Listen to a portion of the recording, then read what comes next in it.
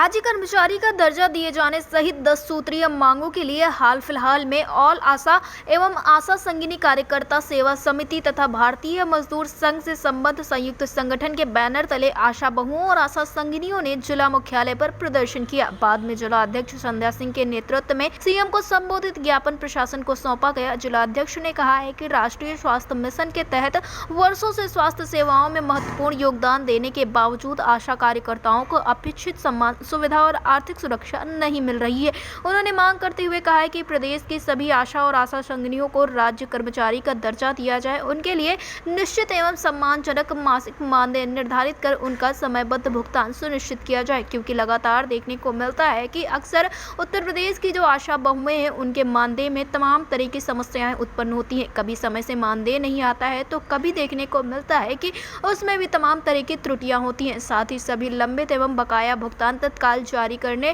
प्रधानमंत्री मातृ वंदना योजना का कार्य पुनः आशा कार्यकर्ताओं को सौंपने और इसके साथ ही आभा और आयुष्मान कार्ड से संबंधित कार्यों को गाइडलाइन और वाउचर के साथ जोड़कर अलग से प्रोत्साहन राशि देने की मांग की गई है। इसके अलावा आशा कार्यकर्ताओं को पेंशन, बीमा, ईएसआई और भविष्य निधि जैसी सामाजिक सुरक्षा सुविधाएं उपलब्ध कराने की भी मांग की गई है। साथ ही ये चेतावनी भी दी गई है कि यदि उनकी मांगे शीघ्र सकारात्मक निर्णय नहीं लिया जाता है तो आंदोलन को और तेज किया जाएगा। लगातार देखने को मिल रहा है कि उत्तर प्रदेश में आशा बहुओं के द्वारा कार्यक्रम किए जा रहे हैं। पिछले कई वर्षों से देखने को मिल रहा है कि समय समय पर ज्ञापन पत्र सौंपने से लेकर गिराव करने तक हर एक संभव प्रयास किया जा रहा है इनके द्वारा और यही कोशिश की जा रही है कि समस्याओं का हल हो जाए। इस बीच में राज्य कर्मचारी का दर्जा देने सहित 10 सूत्रीय मांगों के लिए ये जो कार्यक्रम किया गया है, इसको लेकर साफ तौर पर देखने को मिला है कि इसमें अपनी मांगों के साथ साथ चेतावनी भी जताई गई है कि अगर सरकार इनकी समस्याओं का हल नहीं करती है तो एक बार फिर से बड़ा कार्यक्रम होगा। फिलहाल आपको बता दें कि समय समय पर संगठन की तरफ से जहां प्रदर्शन किए गए हैं तो वहीं हाल फिलहाल में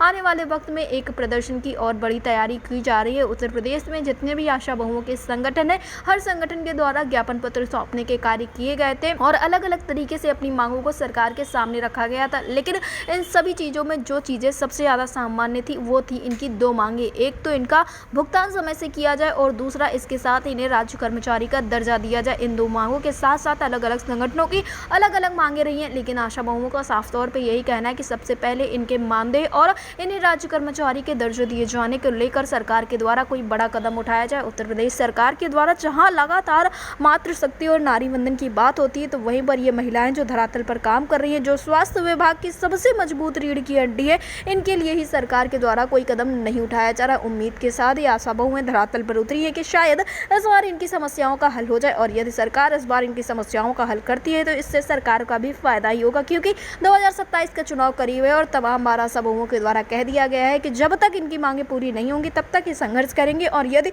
चुनाव तक इनकी मांगे पूरी नहीं होती हैं तो ये अपना दमखम दिखाने के लिए मजबूर हो जाएंगे और एक बड़ा पलटवार भी देखने को मिलेगा। फिलहाल देखना ही होगा कि आखिरकार इन सबके बाद सरकार क्या कुछ कदम उठाती है, क्योंकि मानसून सत्र भी बेहद करीब आ चुका है। टेक्स्ट रिपोर्ट, अटल टीवी।